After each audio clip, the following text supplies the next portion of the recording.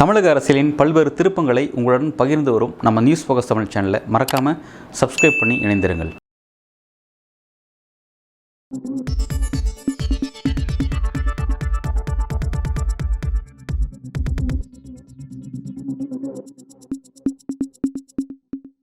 வணக்கம்.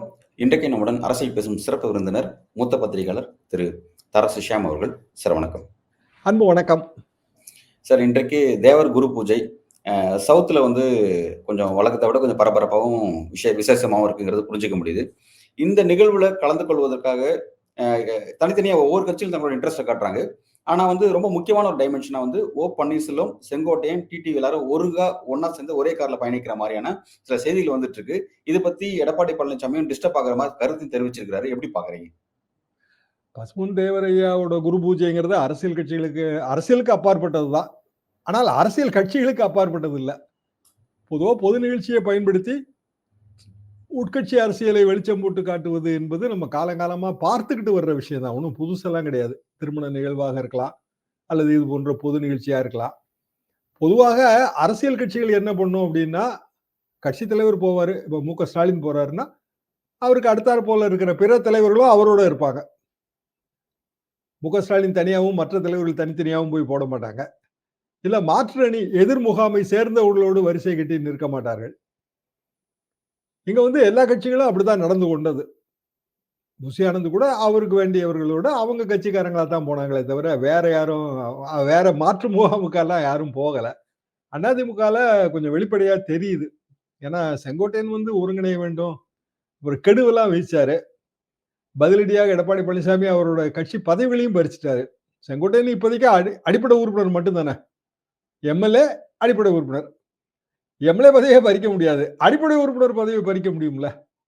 எடப்பாடி அதிரடியா செங்கோட்டையனை கட்சி விட்டு தூக்கிட்டாரு வைங்க. அப்படிதானே ஓபிஎஸ் தூக்குனாரு. ஓபிஎஸ் தூக்குனவருக்கு செங்கோட்டையன் தூக்குறதுல என்ன கஷ்டம் இருக்கு? கட்சி விரோத நடவடிக்கைன்னு சொல்லிடுவாரு ஈஸியா. ஏன்னா ஓபிஎஸ் வழக்காடி. அதிமுகவின் உரிமை சார்ந்த பல்வேறு வழக்குகள்ல ஓபிஎஸ் தான் மனுதாரர். அப்படி இருக்கும்போது அதிமுகவே கபலீகரம் செய்ய பார்த்தார், நம்ம கோவிலா கருதுகிற தலைமை கழகத்தில் பூந்து அடித்து நொறுக்கினார். இதான் அவர் பேர்ல இருக்கிற குற்றச்சாட்டு எல்லாரும் வைக்கிறது, எடப்பாடி உட்பட. அப்பேற்பட்டவரோடு எப்படி நீங்க ஒரே கார்ல பயணிக்கலாம்? அவரோடு சேர்ந்து நீங்க எப்படி ஒரே பிரச்சார வாகனத்துல போய் தேவரையா குரு பூஜையில கலந்து கொள்ளலாம், மரியாதை செலுத்தலாங்கிற கேள்வி இயல்பா எழுங்க. அப்படி எழாட்டாலும் உதயகுமார் தூண்டி விடுவாரு. என்ன காரணம்னா அவரும் முக்குளத்தோர் ரெப்ரஸன்டேட்டிவா அவர் மாறணும்னு நினைக்கிறாரு. ஒரு 2-3 நாளைக்கு முன்னாடிங்க குரு பூஜைக்கு வருகிற எடப்பாடியை வரவேற்பதற்கு ரத்த கையெழுத்து வேட்டை நடத்துவோம்னாரு. எங்க ரத்த கையெழுத்து வரும்?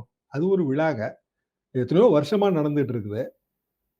அப்படியான ஒரு விழாவில் ரத்த கையெழுத்துங்கிற அந்த வார்த்தை பிரயோகம் எல்லாம் எதுக்குன்னா அவர் ஒன்று எடப்பாடியோட அவருக்கு ரொம்ப நெருக்கம்னு காட்டுகிறாரு, ரெண்டாவது தேவரணத்தின் பிரதிநிதியாக தான் இருக்க வேண்டும்னு அவர் நினைக்கிறார். என்னோட வீர திருமண நூல்ல பசுமன் தேவர், நேதாஜி சுபாஷ் சந்திர போஸ், இது கம்பேரிட்டிவ் பொலிட்டிக்கல் அனாலிசிஸ் தான். 1000 பேஜ். அது சாகித்ய அகாடமிக்கெல்லாம் போச்சு. அதுல இந்த குரு பூஜையோட தொடக்கம்லாம் நான் விரிவாக கொடுத்துருப்பேன். குரு பூஜையோட தொடக்கம் மன்னர்களுக்கு கூட கிடைக்காத ஒரு பெருவாழ்வை பசுமன் தேவர் ஐயா அடைந்தார்கள். அவர் இப்போ ஆன்மீகவாதி ஆயிட்டாரு, அரசியல்வாதியா இல்ல, அப்படிதான் அவங்க சொல்றாரு. அவர் குரு பூஜை, முதல் குரு பூஜையை நடத்தி வைத்தவர். அப்படி சொல்லி வள்ளலாரோட மந்திரத்தை ஓதித்தான் பசுமன் தேவர் ஐயாவோட சமாதி எழுப்பப்பட்டதுங்க. சன்மார்க்க முறையில் நடந்தது. தேவரையா பிறப்பால் இந்து மத சடங்குகள் கிடையாது. இன்னும் சொல்ல போனால் பிறப்பால் அவர் ராமநாதபுரம் ஜமீன் தொடர்புடையவர். அவரோட தந்தையார் தந்தையார் தாத்தா எல்லாம் கமுதிக்கோட்டையின் காவலர்கள், கோட்டை காவல் மரபை சேர்ந்தவர்கள். அவங்க மரபுபடியும் அடக்கம் நடக்கல. அடக்கம் நடந்தது சன்மார்க்க முறைப்படி. பசுமன் தேவரையா அவரோட இறுதி காலத்துல அதை எழுதி வைத்திருந்தார். அதுக்கு வந்தது வளநாடு சித்தர். இப்படி அதுல பல விஷயங்கள் இருக்கு, பல சங்கேத பொருட்கள் இருக்கு. இன்றைய வரைக்கும் அப்படித்தான் அந்த மரபு தொடர்ந்து கடைபிடிக்கப்பட்டு வருகிறது. ஒரு கிட்டத்தட்ட 12-14 வருஷம் இந்த மரபுப்படி நடத்திட்டு அதுக்கு பிறகு இனிமேல் குரு பூஜையை நடத்த வேண்டிய பொறுப்பு உங்களுடைய இது அப்படின்னு அது பொது பொறுப்பா கொடுத்துட்டாங்க. அது பிறகு இப்ப இருக்கிற பிரசிடன்ட் கமிட்டி நடத்திக்கிட்டே இருக்கு. ஜெயலலிதா அவர்கள் தங்க கவசம் கொடுத்தது இதெல்லாம் எல்லாருக்கும் தெரிந்த விஷயம்தான். அப்போ இந்த இடத்துல குரு பூஜையில அரசியல் கிடையாது. ஆனால் அரசியல் கட்சிகள் போகின்றன. போகாத கட்சியே கிடையாதுங்க, இல்லையா? அதை பயன்படுத்திக் கொண்டு அரசியலை வெளிப்படுத்துவது இருக்குல்ல, அதிமுக அரசியலை குறிப்பாக. ஏன்னா அதிமுகவுக்கு எப்போதுமே எம்ஜிஆர் காலத்துல இருந்து அந்த தேவர் ஓட்டு வங்கி உண்டுங்க. அதாவது பசும்பொன் தேவரையா இதே இந்த இப்ப குரு பூஜை நடக்குது இல்லைங்களா? இதுல வந்து அவரோட இறுதி ஊர்வலம் நடக்கும்போது, இறுதி ஊர்வலத்துல அந்த அலங்கார வண்டிக்கு பின்னாடி இருந்த வண்டியில இருந்தது 2 பேர். 2 பெரிய தலைவர்கள். ஒன்று அண்ணா, இன்னொன்று வந்து எம்ஜிஆர். எஸ்எஸ்ஆர் வந்து கிளம்பி போனாருங்க. மழையில வந்து பாதிப்பாகி போச்சு. எஸ்ஆர் வந்து ஒரு கேமரா ரீல் எல்லாம் எடுத்துட்டு போனாருங்க. அது எங்க இருக்குன்னு எனக்கு தெரியல. நான் ரொம்ப தேடி பார்த்தேன் அதை என்னோட நூலுக்காக. அதெல்லாம் ஷூட் பண்ணியிருக்காரு. அவருக்கு உரிய நேரத்துல போய் சேர முடியல. அப்படியான ஒரு பெரிய நிகழ்வுங்க அது. சாதாரண நிகழ்வு கிடையாது. அப்படியான ஒரு நிகழ்வு, அந்த நிகழ்வுல வந்து அது அண்ணா, எம்ஜிஆர் ஆதரவா மாறுச்சு. எம்ஜிஆர் வந்து திமுகல இருந்து பிரிந்த பிறகு அது எம்ஜிஆர் ஆதரவாக போயிருச்சு. பெரும்பாலும் வந்து முக்குளத்தோர் ஆதரவு வந்து அதிமுகவுக்கு. அது ஏன் சார் அப்படியே அப்படி ஜெயலலிதா ஷிஃப்ட் ஆயிடுச்சு? ஏன் அது திமுக மட்டும் ஏன் அதாவது சார்? திமுகவோட இருந்திருக்கணுங்க. அவங்களுக்கு என்னன்னா, அண்ணா, எம்ஜிஆர் சேர்ந்து வந்ததுல ஒரு நெகிழ்ச்சி தான். பெரும்பாலும் அது அப்படிதான் இருக்குங்க. நீங்க என்னோட நண்பர்கள் அங்க பழகுனவங்க, அப்புறம் நான் இந்த நூலுக்காக கலெக்ஷன் பண்ணப்ப, எப்போதுமே அது அதிமுக ஆதரவா தான் இருந்தது. திமுக அதை வென்றெடுக்க முயற்சிக்கிறது. இன்றைய தேதி வரைக்கும் திரு மு க ஸ்டாலின் அவர்கள் சென்று இன்றைக்கு வந்து தமிழ்நாடு அரசாங்கத்தின் சார்பில் வந்து மரியாதை செலுத்துறாருன்னா, அந்த ஓட்டு வங்கியை வென்றெடுக்கணுங்கிற ஒரு எண்ணம் தான். அதிமுகவுக்கு போன வாட்டி அந்த ஓட்டு வங்கி லாஸ். 10.5 ரிசர்வேஷன்ல லாஸ். அப்ப நீங்க டிஎன்சி ப்ராப்ளத்தை எல்லாம் இதுல கொண்டு வந்து பார்க்கணும். டிநோட்டிஃபைடு ட்ரைப், டிஎன்டி அதாங்க முதல்ல. ட்ரைபல் ஸ்டேட்டஸ் இருந்ததுன்னா அந்த மக்களுக்கு வந்து வேற மாதிரியான சலுகைகள் கிடைச்சிருக்கும். ஆனா அதுக்கு பிறகு அதை டிஎன்சியா மாத்திட்டாங்க. டிநோட்டிஃபைடு கம்யூனிட்டியா மாத்திட்டாங்க. ஸோ இப்போ மோஸ்ட் பேக்வர்டு கம்யூனிட்டி லிஸ்ட்லாம் இருக்காங்க. மத்திய அரசாங்கம் என்ன பண்ணுதுன்னா இப்போ டிஎன்டி திருப்பி கொண்டு வர முயற்சி பண்ணுது. இது வந்து இந்தியா முழுவதும் இருக்கிற ப்ராப்ளங்க. பிரிட்டிஷ் காலத்துல பல்வேறு அடக்குமுறைகளுக்கு உட்பட்டு விரல் ரேகை சட்டத்துக்கு உட்பட்ட பல்வேறு கம்யூனிட்டிஸ் வந்து டிஎன்டியா இருந்தது, ட்ரைபா இருந்தாங்க. அப்புறம் பல்வேறு மாநிலங்கள்ல அதை டிஎன்சியா மாத்தி விட்டாங்க. இப்ப திருப்பி டிஎன்டியா மாத்தணுங்கிற கோரிக்கை அகில இந்திய அளவில் இருக்கு. பசும்பொன் தேவரையா அவர்களுக்கு பாரத ரத்னா வழங்கணும்னு கோரிக்கை இங்க ஏற்கனவே தொடர்ந்து இருக்கு. சுப்பிரமணிய சாமி வச்ச கோரிக்கைங்க அது, புது கோரிக்கை எல்லாம் கிடையாது. சுப்பிரமணிய சாமி காலத்துல இருந்து இந்த கோரிக்கை இருக்கு. இப்ப எல்லாத்தையும் சேர்த்து தான் அதிமுக இப்ப வந்து எடப்பாடி பழனிசாமி அவர்களும் அந்த அரசியல் பண்ணி இழந்த ஓட்டு வங்கியை மீட்டெடுக்கணுங்கிற ஒரு உணர்வுல தான் இருந்தாரு. அப்படிதான் முயற்சி நடந்ததுங்க.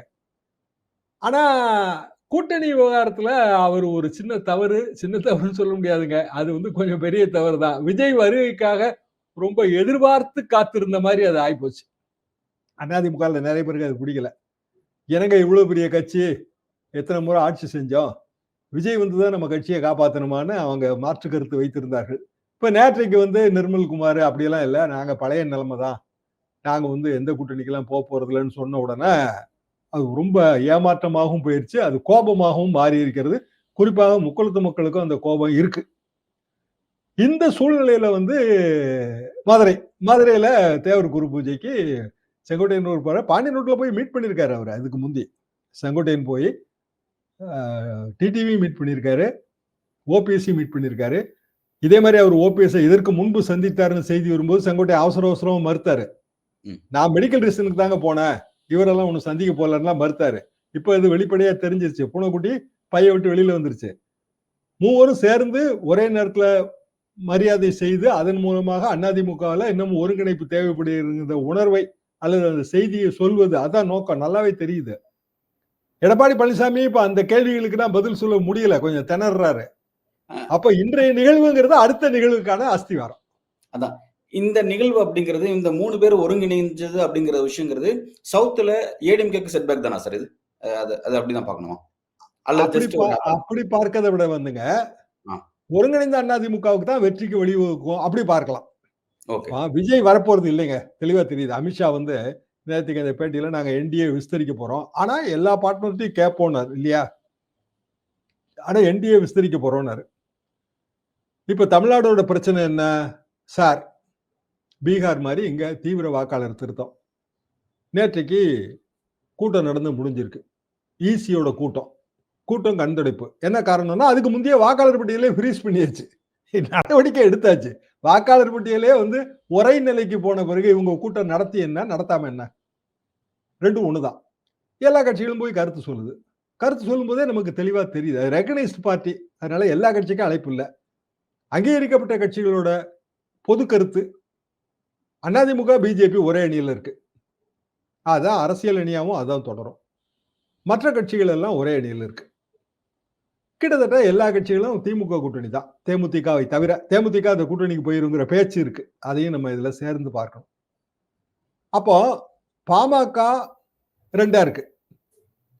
ராமதாஸ் தலைமையிலான பாமகவுக்கு முதலமைச்சர் கூட்டுகிற அனைத்து கட்சி கூட்டத்துக்கு சிறப்பு அழைப்பு கொடுத்திருக்காங்க. அன்புமணி என்ன சொல்றாரு? பாமக ஏண்டதான் இருக்கு, தேர்தல் ஆணையம் என்னையை தான் அங்கீகரிச்சிருக்குன்றாரு. அப்படின்னா அந்த அழைப்பு அன்புமணிக்கும் கொடுத்திருக்கணும்ல. இன்னும் சொல்ல போனா அன்புமணிக்கு மட்டும்தான் கொடுத்திருந்திருக்கணும். ஆனா இவங்க வந்து டாக்டர் தரப்புக்கு திமுக அழைப்பு கொடுக்குது. சோ அந்த தரப்பை உள்ள கொண்டு வரணுங்கிற எண்ணம் தான் அவங்களுக்கு இருக்கு. தெளிவா தெரியுது. விஜய்க்கும் போய் அழைப்பு கொடுக்குறாங்கல்ல நேரடியா. விஜய்கிட்ட கொடுக்காட்டாலும் விஜய் கட்சியில் இருக்கிற முக்கியஸ்தர்கிட்ட கொண்டு கொடுக்குறாங்க. ஆனந்த் கிட்ட கொண்டு கொடுக்குறாங்க. விஜயும் சார் எதிர்ப்பாளர். ஆனா திமுக கூட்டணிக்கு போக முடியாது. அப்படின்னா இங்க 3 விஷயம் வருதுங்க. சார் ஆதரவு, சார் எதிர்ப்பு. திமுக ஆதரவு, திமுக எதிர்ப்பு. இப்ப சார் ஆதரவு அன்புமணி, பிஜேபி, அதிமுக. அவங்க திமுகவுக்கு எதிர்ப்பு. விஜய் சார் எதிர்ப்பு, திமுக எதிர்ப்பு. அது ஒரு தனி அரசியல். திமுக சார் எதிர்ப்பு, திமுக கூட்டணி கட்சிகள் சார் எதிர்ப்பு. அது ஒரு அரசியல். சீமான் வந்து சார் எதிர்ப்பு. ஆனா திமுக எதிர்ப்பு, பிஜேபி எதிர்ப்பு, அதிமுக எதிர்ப்பு, எல்லாத்துக்கும் எதிர்ப்பு. உங்களுக்கும் எதிர்ப்பு, எனக்கும் எதிர்ப்பு. அது ஒரு தனி அணி. இப்ப இந்த இடத்துல ஒரு அரசியல் பண்ணிதானே ஆகணும். அதுக்கு குரு பூஜை வந்து யூஸ்ஃபுல்லா அமையுது இல்ல. இப்ப குரு பூஜையில வரும்போது இப்ப 3 பேரும் ஒன்னா சேர்ந்து மரியாதை செலுத்தும் போது அரசியல் வந்து ஒரு டேர்ன் அடிக்குது. கரூர்லயே இந்த புயல் சுத்தி சுத்தி வந்துட்டு இருந்தது. இப்ப பசுமொன்னுக்கு போய் பசுமொன்னுல இருந்து தமிழ்நாடு பூரா அடிக்குது. அப்போ எதை நோக்கி இது போகும்?